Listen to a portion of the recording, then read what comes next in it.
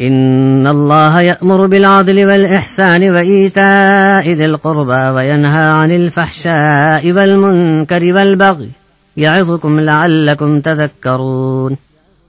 یہ آیت ہر جمعہ خطبے کے آخر میں پڑھی جاتی ہے، مگر بہت کم لوگوں نے یہ جاننے کی کوشش کی ہوگی کہ اس آیت میں اللہ رب العزت کیا فرما رہا ہے۔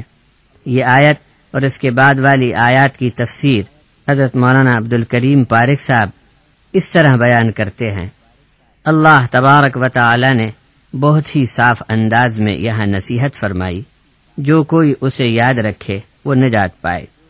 3 کام کرنے کے ہیں، اور وہ ہیں عدل کرنا، احسان کرنا اور قرابت کے لوگوں کو مال دینا، اور 3 کاموں سے منع فرمایا، بے شرمی اور منکر، یعنی جسے ہر کوئی برا سمجھے، جیسے چوری، زنا، لوٹ مار، جھوٹ، پرایا مال ہڑپ کر لینا، کم تولنا، فضول خرچی کرنا، گالی گلوچ، پڑوسی کو ستانا اور ایسی تمام ناحق باتیں جن سے کسی انسان کو تکلیف پہنچے اور اس کا حق مارا جائے، سب منع ہے۔ اسی طرح بغاوت، سرکشی اور فساد و بد امنی سے بھی منع کر دیا۔ قول و قرار میں ضامن اللہ کو بنایا جائے، مؤمن زبان سے کہے، اس کی پابندی کرے، کسی کو گرانے یا چڑھانے کے لیے، اور طبقاتی جتھبندی میں قول و قرار کو نہ توڑنا چاہیے، اس سے بدقولی کا رواج پڑتا ہے اور بھروسہ اٹھ جاتا ہے۔ اس سورت کا نمبر 16 ہے۔ ذَلِكَ وَمَن يُعَظِّمْ حُرُمَاتِ اللَّهِ فَهُوَ خَيْرٌ لَهُ عِندَ رَبِّهِ وَأُحِلَّتْ لَكُمُ الْأَنْعَامُ إِلَّا مَا يُتْلَى عَلَيْكُمْ فَاجْتَنِبُوا الرِّجْسَ مِنَ الْأَوْثَانِ وَاجْتَنِبُوا قَوْلَ الزُّورِ۔ سورت نمبر 22 الحج، آیت نمبر 30۔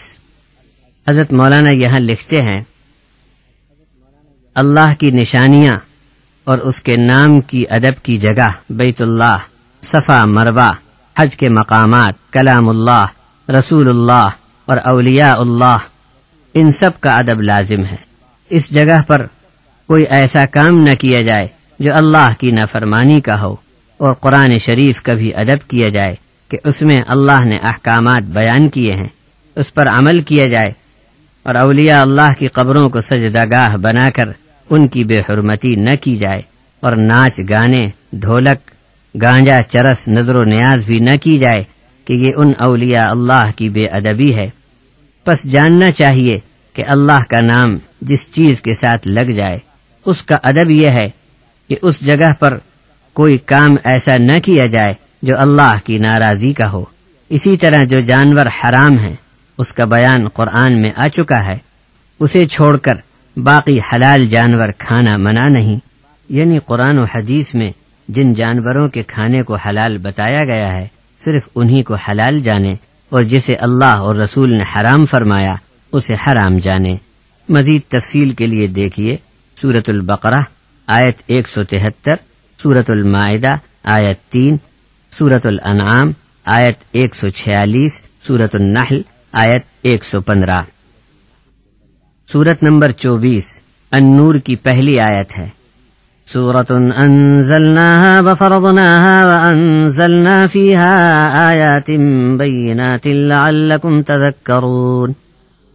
اس آیت کی تفسیر جناب مولانا عبد الکریم پارک صاحب نے اس طرح کی ہے، یوں تو قرآن مجید کی ہر سورت اللہ نے صاف صاف اور کھلی کھلی نازل فرمائی، لیکن یہاں اس کا خاص تذکرہ شاید اس لیے فرمایا کہ اس صورت میں زنا کی خرابی اور اس کی سزا بیان فرمائی۔